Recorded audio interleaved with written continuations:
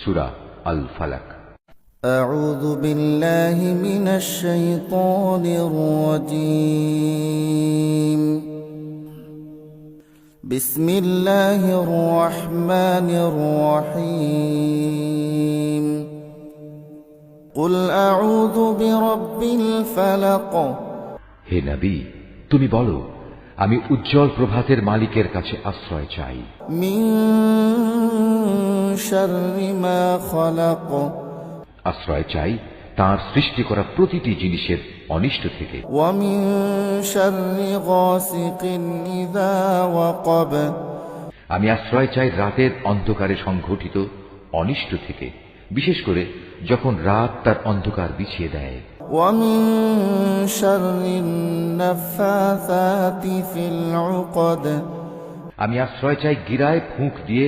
জাদুটোনাকারিনীদের অনিষ্ট থেকে, ومن شر حاسد إذا حسد হিংসুক ব্যক্তির সব ধরনের হিংসার অনিষ্ট থেকেও আমি তোমার আশ্রয় চাই, হিংসুক ব্যক্তি থেকেও যখন সে তার হিংসায় জ্বলে ওঠে। আপনি যদি এই ছবিটিকে ভালোবেসে থাকেন তাহলে ভিডিওতে একটি লাইক এবং চ্যানেলটি সাবস্ক্রাইব করে দিবেন।